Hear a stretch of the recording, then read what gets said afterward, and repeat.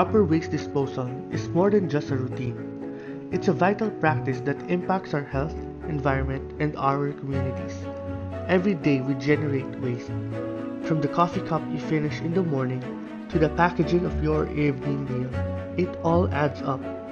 It's as if almost everything that we consume will become waste. But have you ever stopped to think about where it all goes?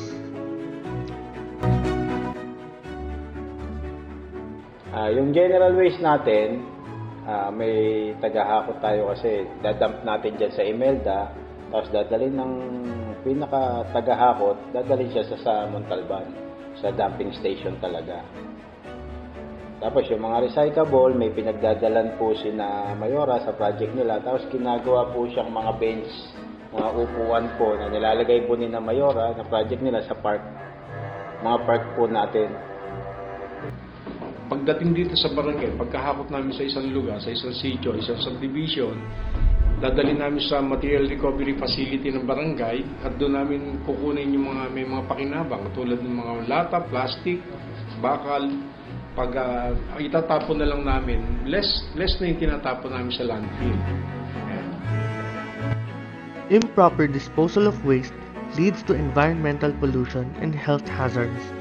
Overflowing landfills can leak harmful substances such as toxins into the soil and water, while later can damage ecosystems and harm wildlife. By practicing proper waste disposal, we ensure that our waste is managed in a way that minimizes harm. Recycling helps conserve valuable resources and reduces the need for new materials.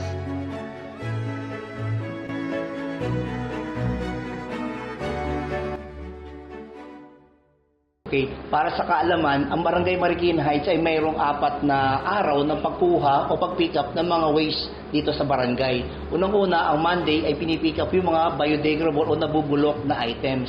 Pagdating naman po ng ating Wednesday, ang pinipick up naman ay ang hindi nabubulok o non-biodegradable items. And then, pagdating ng Thursday, pinipick up ulit is biodegradable. So, ibig sabihin, walang naiiwan na mga nabubulok o hindi nabubulok. And then, pagdating ng Friday, ang pinipick up naman dito yung mga iba pang mga kalakal na po pwede pang magamit ng ating mga kabarangay o kababayan. May schedule kami, every Monday kami, puro recyclable lang ang kinukuha namin. Lahat po ng subdivision na nasasakupan namin. Tapos by Tuesday, general waste kami, yung lahat halo-halo. Tapos pagtapos ng general waste, biodegradable naman kami. Tapos ganun lang, cycle lang kami, recycle, general waste, bio. Normally, ang schedule namin is twice a week sa isang sitio, sa isang subdivision. Kinukuha namin yan. Halimbawa, Monday, kumuha kami ng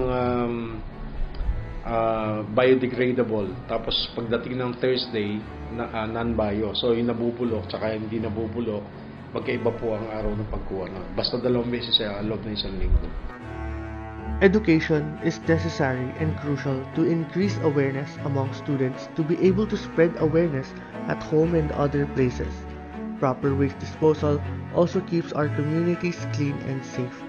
Improper waste disposal can lead to pollution and spread diseases. Keeping our waste in check helps reduce risks. Let's start by getting involved at home. Sort your waste by separating recyclables from compostable materials. Reduce and reuse by choosing reusable materials than single-use plastics. And lastly, dispose responsibly by following local guidelines for disposing hazardous and unusual waste. Proper waste disposal is a small action with a big impact. When we all do our part, we help create a cleaner, healthier environment for ourselves and future generations. So let's make a difference together.